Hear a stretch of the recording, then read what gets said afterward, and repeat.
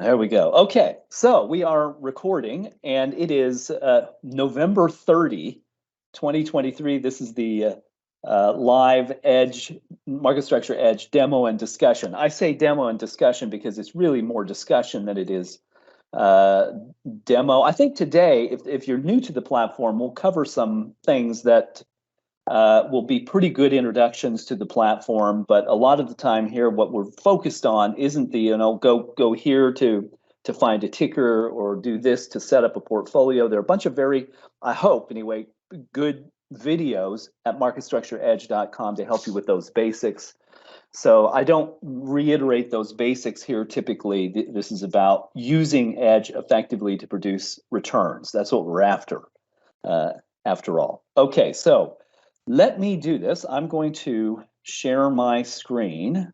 And I've got, as usual, I've got 5 things on my list that I want to cover today, time permitting, time and efficiency permitting. By the way, I hope those of you in the United States, I hope you had a good Thanksgiving. As is the tradition, I gained weight. That now I'll have to remedy, but I'll tell you, it was enjoyable. We spent a bit of time ahead of Thanksgiving down in Texas, San Antonio, the Pearl District, Hotel Emma, terrific place. Highly recommended if you haven't been there. San Antonio this time of year, very nice.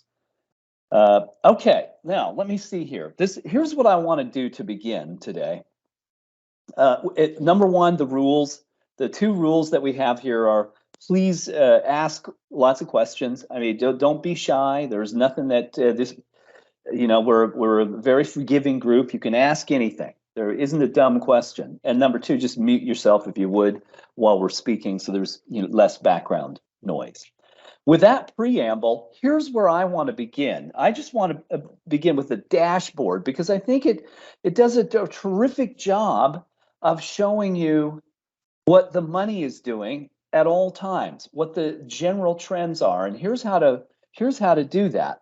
Your dashboard, if you haven't created any portfolios, should have 14 portfolios. Each tile is a portfolio. So, there's momentum, low volatility. Probably next in line will be big tech if you haven't created them. I have a bunch here because I like to look at things. I have a portfolio to look at the trends in mega caps because it's so much of the market. But oftentimes these trends will be the same. I can look at them and they'll be just a lot like big tech. I like to look at where are things being heavily shorted. It's not the only way to think about it because there's a lot of short volume that is market making, but this portfolio looks for stocks in the market that are 75% or more short. And it's just interesting to see where that number is. When it gets up over 100, then that's a market that is clearly shifting short. It's not there now, but a number of days ago there were about 45 in it. So there's a trend change beginning to develop there. But this is what I do every day. The first thing I do is look at broad market sentiment. We'll come back to that. But I like to look across the dashboard and see what the trends are. Look at momentum. Is it at 10 or is it struggling to get there? I like to go look at what's in it. I trade that oftentimes. And it's important to know. You say there are only 6 in it. Look, the market doesn't have this vast panoply of things that you can trade that produce returns. It's one of the things we see a lot about because we're constantly testing data. One of the things I spend typically a number of hours every day doing is looking at probabilities. I'll look at them. I'll go talk to our engineers who will then take software and modeling techniques to expand the scope. And it's remarkable how few stocks give you good returns. Well, it doesn't really matter. We're small traders, so we don't need 100 stocks to produce a good return. We just need a handful that will consistently do that. So that it's just important to know what's in there. Okay, then I like to just look across at the big tech. What's big tech doing? Well, demand is falling. And supply, which peaked about at options expirations in November, is also declining. What do declining demand and declining supply tend to do? Well, they keep the market kind of stable.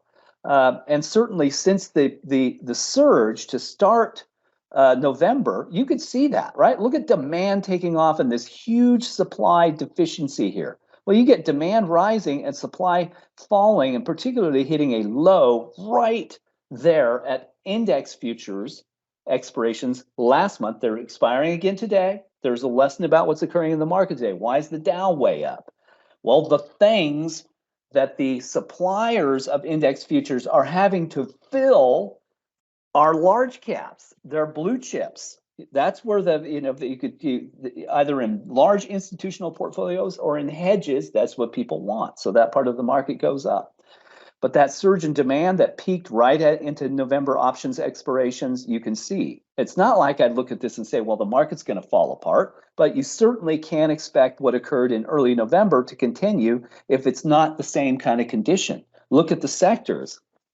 Communication services look sort of similar. These two bumps, we've had the demand remains above 5, and which, you have over 5, you have excess demand. It's just a 10-point scale. We just normalize buying and selling by investors and traders by using the rules of the market to understand how trades have to be executed, and that's how we can measure these things.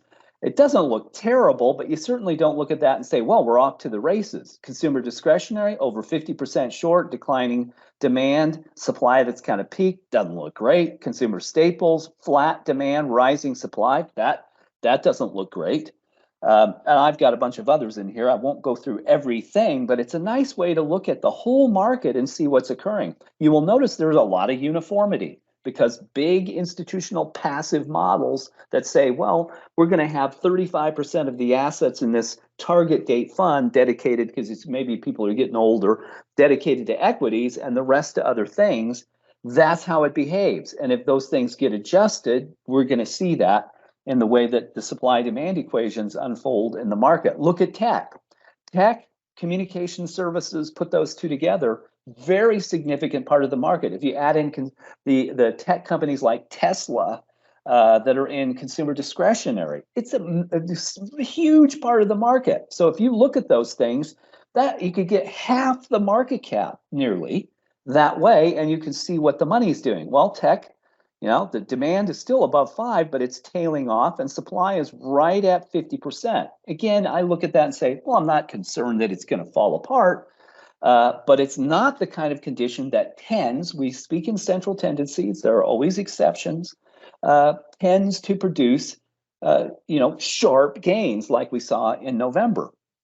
The gains in November, boy, you could see that developing, and we'll see that in broad sentiment here in just a moment. This gives you it's like you can see almost into the future this way to see what money is doing. It's neither technical nor fundamental, but it encompasses both, or whatever money is doing. Any motivation, any factor that influences buying and selling shows up in demand or supply. And depending on which way things are moving, one will become imbalanced. And that's how you can see it. When they're diverging, if materials has rising demand and falling supply, you could own a leveraged materials ETF, right? As soon as those conditions change, well, stop doing that, and you could be just a little bit ahead. There are all kinds of ways to use these data to good effect, but the point is supply and demand are excellent ways to see the whole market. I even have a small caps portfolio here, basically the Russell 2000. It's only 5% of market cap overall. I'm using round figures, but you can do this simply by choosing. If you're creating a portfolio, just go say market cap equal to small cap, and that'll give you a pretty good proxy for the Russell 2000. If you want to know, should I buy a Russell 2000 ETF, if for instance, do I think ETFs are great? No, I think that they provide excess exposure to the same underlying stocks, and it tends to replace what the market is supposed to do, which is to be a capital formation mechanism, meaning that companies come public so that we investors have a chance to dedicate our investment resources to things that we think will create long-term growth. Well, the market is so stuffed with behaviors that are very short-term that you cannot rely on those outcomes anymore. It's not because I love short-term trading that we created market structure edge. And these views, these are things I initially created, and so I know this stuff from beginning to end. These are things that we sat down and envisioned and said, if we could give people supply demand views, it would really help. And it's the reason we did it is because the market no longer reflects its foundational purpose, which was long-term capital appreciation. If we're honest with the data, the stock market doesn't deliver reliable long-term capital appreciation. Private investment does. Real estate investment does. I've got long-term portfolios too, but when 90% of the prices are set by machines that have a horizon of a day or less, and the majority of institutional assets now, as I've said before, 70% of the assets now at BlackRock, Vanguard, Fidelity's unit that they spun out, I don't know, so close to 15, 20 years ago now, but it was with $200 million. Geode Capital, that has over $1 trillion under management. It is a quantitative arm. So Fidelity, State Street, UBS, JP Morgan, Morgan Stanley, $45 trillion in assets. 70% of those assets are running on asset allocation models. They need size, limited volatility, and liquidity. And so what do you get out of that? The Russell 1000 is 95% of market cap. This is what the money is doing. And so we either adapt or we get run over. And so that's why that's why short-term trading is the final piece of the puzzle that produces reliable returns. If you follow supply and demand and you shorten your horizons, it works very effectively. This is not meant to be a replacement for everything else. It's that if you're you trade, we want a high probability of succeeding. And the only way to succeed is to understand what the money is doing and how the market works. And this is a great way to see this. So I just say that as reinforcement. Okay, I want to show you, we're going to go up to broad market sentiment because I want to illustrate once again, why did the market take off and surprise everybody? Look, I didn't know it would go up like it did, but we certainly knew right here, right there at October 30th, broad market sentiment hit 4. And mathematically, every time broad sentiment drops 2 or below 4, the market rises. And on the supply side, supply peaked at 50.8% on October 27th, and index futures reset. There are reasons things occur. And you could say, well, maybe it was this data point or that data point. People changed their mind about interest rates. Now there's the likelihood of a cut. The Fed's done. Okay, those are inputs to models, but it will happen around futures resets. Those are the or options expirations. What was the market doing? It rose right to options expirations and then fell. Right? That's because the market is so dependent on derivatives. There isn't enough liquidity in the underlying securities, and so big institutions have to use options and futures. And so those expirations points become very important. Right here, supply fell off a cliff. Okay, so if you have the plunging supply that dropped all the way down to 48.1% from 50.8. Remember, $600 billion a day, trillions of dollars. It's not, that change is very material. And demand rises right in step with index futures and continues right to options expirations. What will the market do? Well, there's a probability with limited liquidity that it will soar. And it did. Now what's happening? Well, I'm not looking at it and saying it's about to, fall apart by any stretch. But look at what's happening right into index futures resets today. Supply has risen from 48 to 49.6, almost 50%. Demand has plateaued. It's not plunging. It's not, about to fall apart. But you look at those things and say, now the market will have a very difficult time posting the kind of gains that it did before, and it begins to develop a downside bias. I think, I expect you could short the market today. I did yesterday. I did it a couple of times today, and it just I lost a little bit of my, like 10 basis points, and I said, I can't pay attention. So and I'm going to get to that next. How do you know when to buy or sell? And we'll talk about that. But this is how you know. It's not a mystery. You will know when these conditions exist, plunging supply, demand bottoms and begins to rise, that prices are likely to rise. When those conditions stop, it is not axiomatic, it's merely a central tendency, but it's probable that what has been occurring will end. And so you can use those things to your advantage. Last thing I want to show you in this vein is SPY. We don't have SPY is a derivative of the underlying securities called the S&P 500. And it's the only ETF we have on the platform, because if we put a bunch of ETFs on, or it's not that we can't, it would muddy the reliability of the instruments because they are meant to be opposites. So here's what I mean. When people short the market, they may cover in SPY and vice versa. There's a lot of use of S&P 500 index futures. That's what's expiring today. There's a basket of other things, but that's the principal element.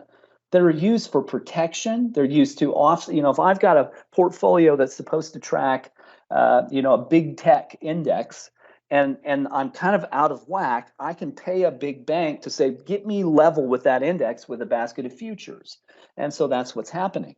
But it's a really interesting thing to look at over time to sort of see where we are. SPY is heavily used, the most liquid equity in the world. It's the oldest and largest ETF. And just look at this. There have only been 2 times where it's had deficient demand this year.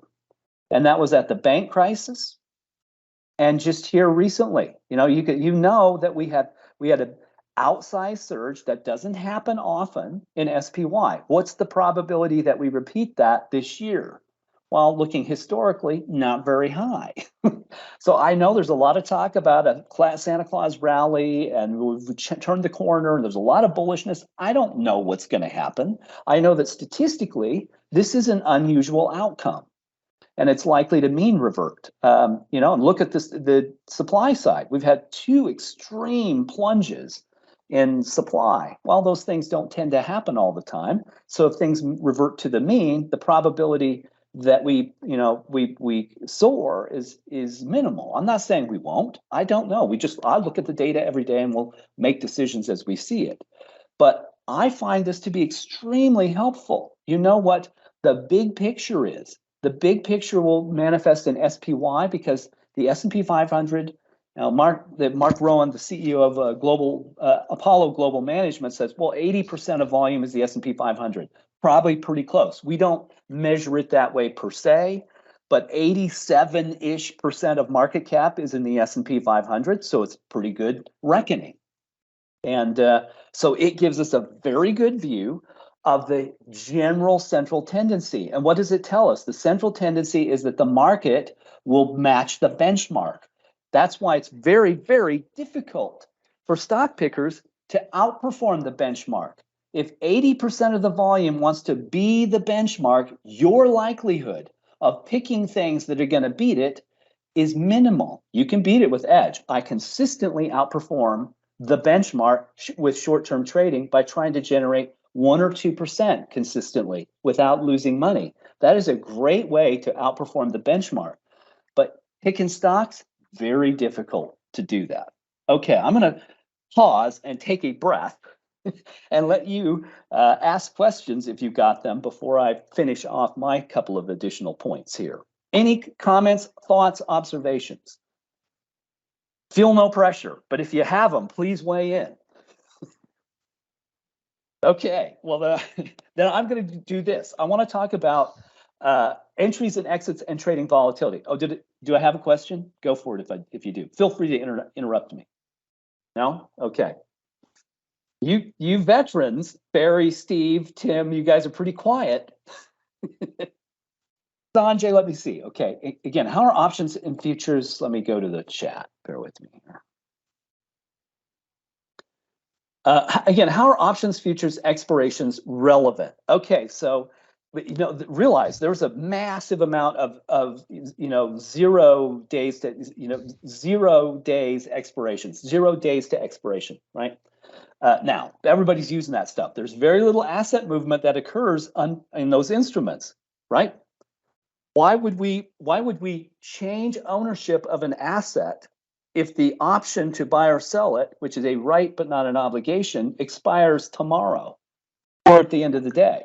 But the monthlies involve changes in ownership. I'm Planet as an institution. I've got to plan every month to true up my tracking versus a benchmark, or I get in trouble with the SEC. Okay, that's the BlackRock, Vanguard, State Street index funds. They're a massive complex. And so options and futures provide the way to do that. We used to have a guy on our, Brian worked with him, on our client services team at Modern IR, my other business, we hired him, he was a BNY Mellon fund manager whose principal job was to buy and sell baskets of options and futures to true up index funds tracking versus a benchmark. And that's why it matters, Sanjay. It's because that is a massive complex. Plus, the equities in the market are principally owned. There are only 3,500 stocks in the Wilshire 5000 index. Of those, 800, about 500 large caps and about 300 mid caps are all the same as all of the market cap. Well, how are you going to support 3 million global index products, thousands of investors, if everybody owns the same thing? There isn't enough product. So what do? You have to own ETFs and options and futures, which are derivatives, derivations of the underlying shrinking set of assets. In 1998, there were 7,400 public companies in the Wilshire 5000 index. Today, there are 3,500, and yet the amount of money has exploded that is pegged to those. That's why that matters. So when they're reset, if things happen and people reset their exposure with options and futures, there can be a very significant turn in the market, either up or down. If money says we need more exposure to the equity market, it could explode simply because people buy baskets of options and futures. That is implied demand, right? So then what if it's reset? Oh, we were wrong. We don't need all these options and futures. Well, all the banks who sold those are just going to get rid of them, and the associated assets that they were holding, not as an asset, but as a liability against a potential change in the risk value at risk. Well, they'll get rid of them. So those things are very important to know. It's why we look at supply-demand balances into options expirations. Which way is it going? Because it gives us a pretty good idea. And that's how you can lose all of your gains. Realize that. If the market over the long term has, let's call it an 8% average return, then you got to back out commissions and taxes and inflation. Okay, you back those things out and you have what, 5% return. Well, the market is 2% volatile every day. In 2 days, you could lose all of your annualized returns. Well, how do you avoid doing those things? Beware of the events in the market that cause volatility. It's also why we trade volatility. Okay, so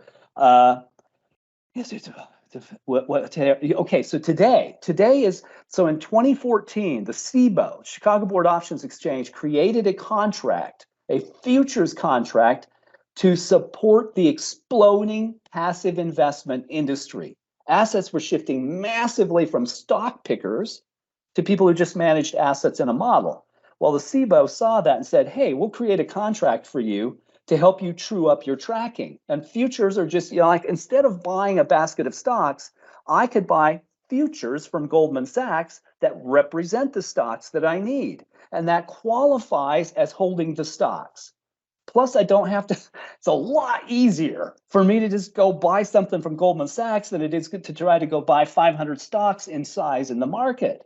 That creates volatility. So that's what happened. That's what we're talking about today. And so every last trading day of the month, those things reset. And it's a pretty meaningful thing. And we highlight them on broad sentiment out here. If you look out here, you'll see this is options expiration right at the month end. So September 29th, futures expirations. And the market generally rose till options expirations declined. Futures resets, market rose, options expirations, market flattens out. I mean, the reason it just flattened out is look at the supply decline. I mean, the market's not going to fall if there's no supply in the market. But so we track those things. Again, they're not perfect. It's not always true. It's just a general central tendency. See, what did I miss?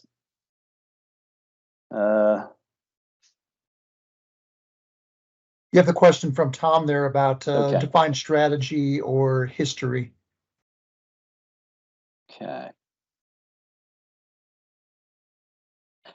Yes, we do. And in fact, it's one of the things I wanted to talk about. You know, I'll tell you what the basic strategy is. The basic strategy is that when the market is, I'll tell you both directions, when demand and supply are diverging in the broad market. So if the broad market has rising demand, green part of the graph, and falling supply, I'm going to be long and I'm going to trade momentum. I'm going to go over here and trade stuff. You know, I traded Square in the last month. This, you know, there a lot. Affirm was a good stock. Coin was a great stock. It just dropped out of this portfolio. But when things are, this is, by the way, the Hicks rule. Steve Hicks is here. So when stocks hit 10 and supply declines, there's a very high probability. I'll give you a mathematical probability. It is not all encompassing because we're still working on this, but we do have some pretty good math around. We have a lot of data science around the effectiveness of supply-demand divergence. But I'm going to try to capture part of the volatility. So if Square is at 10 and has falling supply, and I look at it today and it's flat and the market's rising, I'm buying it because the probability is all other things being equal. If today in the broad market the demand is rising, I will produce a return. See here when it got to 10 and supply fell, what is the probability in the next 5 days that you will produce a gain? It is nearly all the same as if all other things being equal, 100%. It's not 100%. It's about 90. The math that we have run, and I did this myself manually. I would dump data. I've looked at NVIDIA, AMD, VRT. I could look at any of these in the momentum portfolio. And what I do is look at what is the price now when demand is at 10 and supply is falling.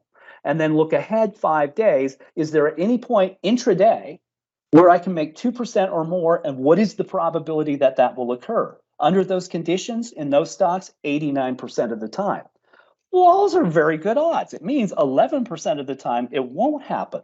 But that is the strategy. The strategy is understand the mechanics and that the market doesn't have long-term horizons because passive money constantly reweights and machines create and set prices. High frequency trade, Citadel. Sometimes Citadel sets 80% of the prices in small caps. Machines, and that's this. Volatility is a probability calculation coming from machines. We're just measuring it. We measure volatility to be generally how much prices move every day from high to low on average. You don't have to be perfect about that. Well, because machines set the majority of prices in the market, it tells us what they are doing. If machines are looking at thousands of securities and calculating the probability of producing a profit today by buying low and selling high, we can do the same thing by extending the horizon. I know that I have a chance, if all other things being equal, of capturing some percent of 3%, some portion of 3% in the next 1 to 5 days. For me, it's often 1 or 2 days. I mean, if I get 2%, I'll take it. So then the reverse can be true. So if broad market sentiment falters, it stops rising, and supply is rising, then I may short the market using something like SPXU. So I know then if the market's way up at the opening of the day, like today, I immediately made money this morning because the first thing I did is short the market because I look at the data and say, well, it's unsustainable. The Dow is an outlier because of CRM, and the concentrate, that's only 30 stocks, and the concentration of index futures and S&P 500 overlap in the S&P 500, and people want that stuff. And it has to be done today. So then the Dow outperforms up 370 points, but the rest of the market, not so good. So I could short the S&P 500 with SPXU, a 3 times levered instrument, and instantly make 50 basis points. Well, I'm happy with that, but it's not gambling. Is it a bet? It is a high probability bet. Those are the strategies that we're using, but they all come back to understanding that there are rules, that the market has a cadence and a calendar, that supply and demand are very measurable thanks to those rules and that cadence and calendar, and that we can use it to our advantage to increase the probability short term that we can produce returns. That's the entire strategy. It's far more effective than a technical chart. I'm not saying there's no place for technicals. I'm saying that technicals were built before all these rules. They're predicated on prices. They don't understand behaviors, and they don't incorporate market rules. So we can improve our probabilities by doing these things. That's the strategy. And Brian, you can add to that. No, you nailed it, Tim. That's very good. That sounded like a Charlie Munger answer. I have nothing to add. Tom, I guess I will add one thing, Tom, is that Tim has been doing a lot of work with our engineers and mathematicians to set up a long-term portfolio, and that continues to get, ever so much closer, to being something that we can share with you guys. But the results there for that long-term portfolio are just lights out. It's numbers that you really can't believe. So the data and following it yield very good results. Yeah, Tom, we're doing some, and I keep saying that when I feel that we have it right, and that some of what Brian Wilson's referencing, I come back and I bet things and I find something wrong in the model. But I can tell you that I feel very comfortable about, we're just about finished modeling 3 years worth of data for a long-term portfolio.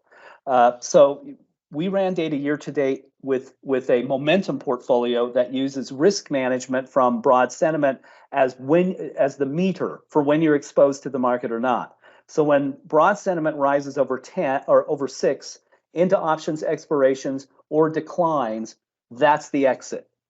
And we come back when broad sentiment bottoms or drops below 4. And then it looks for a basket of momentum stocks with liquidity characteristics. So we ran that year to date through roughly mid November, and it was up 25.3%. Sharp ratio was 47 versus 24 in SPY, but we were only in the market 114 out of 224 days. That is really fabulous, right? That is because then you could do something else with it. You could short the market. What we ran in the model was parking that money in those days when we're not in the market just in cash. I mean, that doesn't add much to performance. So you might want to short. We ran a portfolio for 2022 when the S&P 500 was down 20%, and using a value. We didn't choose it. We let the model choose it. The model would not even find stocks till May 10th. And it only bought value stocks, and it produced a 22% return. That is a massive outperformance versus the market. So does the math work? Yes, it does. And again, when I'm comfortable with those are things that we'll make available. But we are constantly looking at the data. And I have great confidence in this data because I've been doing this a very long time. This isn't new. The platform's new, but we've been supporting public companies for almost 20 years. And it's predicated on these data. How do we help companies around earnings? What should you do? What should you expect? What do the models show? Well, that's because of this data. The thing that I know is regulation national market system. That's the regulation that governs how money gets into and out of the market. It's very heavily regulated. I don't know if you caught Elon Musk yesterday on CNBC. It was that Deal Book. And he said, the amount of regulations we have to comply with to make a car or to put a satellite up, it's an immense amount of regulation. Well, so is the stock market. There are thousands and thousands and thousands of pages of regulation. Well, those affect the way money comes and goes, and we measure that. That's what we do. We build math to measure compliance with regulation, and it's very, very effective. It's not perfect. There's no perfect solution, but it does work very consistently. So, yeah, Barry, go. Yeah, Tim, is it possible on the broad market sentiment graph that we get to see, is it possible to download an Excel spreadsheet that gives you the daily values as well as the tick for the trend for that day? Oh, isn't it in there? Is it not in there? Well, no, I mean, so where you see where the line is at, it's somewhere. But it would be nice to be able to get a spreadsheet of that, just to when you look at broad market sentiment, Yeah. And you see where today's tick is. I mean, the whole line's going down, but every day Yeah. gets a tick, Yeah. Right. gets a value. Mm-hmm. Is that possible? I'm sure it is possible. You know, one of the things that I've got Nate working on, Nate the mathematician, as I call him, is is so if you looked up and Barry, you've made some great suggestions and we've taken them all to heart. There are two engineers and a long priority scale and money. I'm very careful about our expenditures on engineering. But what I would like to have them do, and we talked about this yesterday, is as you move along here, it's not exactly what you're saying, is when the conditions are right, that it would give you the probability. I want to put volatility, market cap, a couple other things up here so you can see those, but actually see the probability. Like at this point in time, had I done it, what was the probability of producing a gain? That's mathematically calculable. I mean, it's a lot of math. If you think every day that there's a changing relationship between demand and supply, that will alter that calculation. But we could get pretty close to that. So that's what we would like to do. Then downloadable. So I just want to make sure I understand this. And I know we're running out of time. Apologies, Brian, I consumed your time. Well, I mean, just like we can go into the portfolios and we can download, right, Yep. for Yep. any portfolio, just be able to download the data from the broad market sentiment that basically gives you the four data points. You've got 4 data points there. Yep. Okay. Right? Yep. That's all. Just because that would be because the quality engineer in me wants to do some, I'm big on statistics and things and mean time to failure and things like that. So I look at it, I just see different ways I want to analyze the data. And every time I try to attack it, it's just too much data input. So if it was just available, it would be interesting, but maybe that's a hard ask. It's a good suggestion.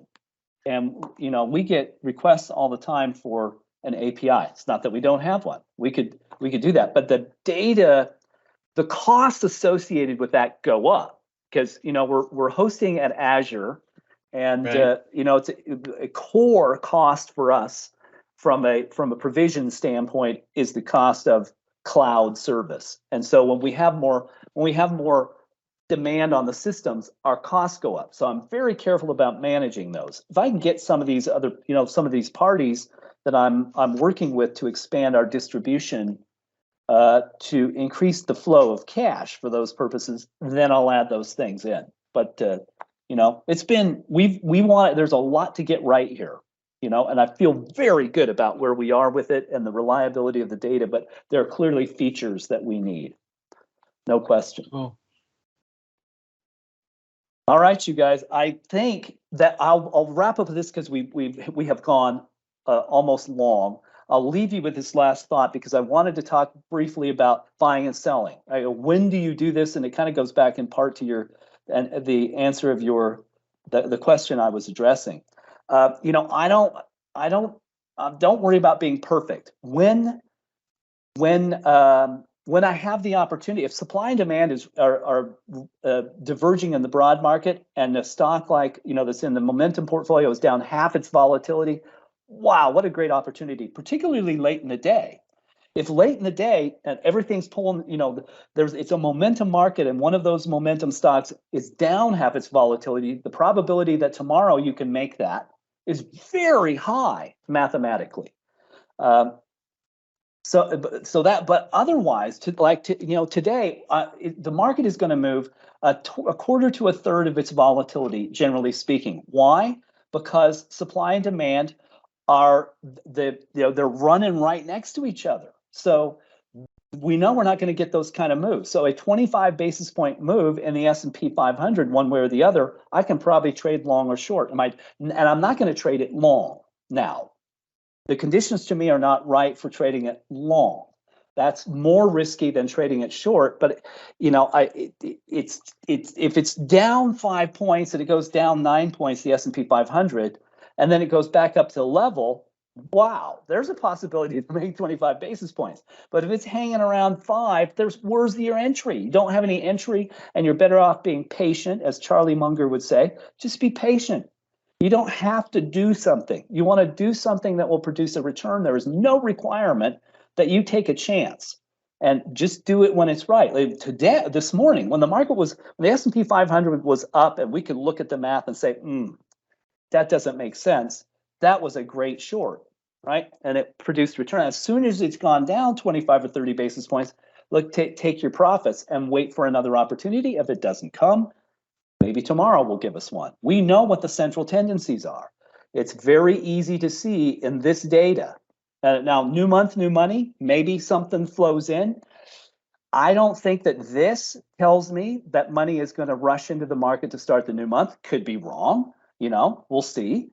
But anyway, I look at this, I think, look at the supply. This has been great for SPY, but now it's reversing direction. Demand's mean reverting to 5. I look at that and say, I think we're going to have more short opportunities. It's not great because they're not just roaming toward each other, but can you make 25, 50, 75 basis points doing that?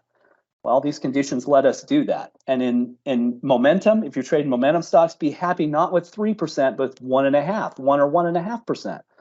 That's fine. Those are very good gains. And that's what you have to think about. It's those little gains compounded over time produce really terrific returns. Okay, good enough for today, I think. Any last comment, words of wisdom?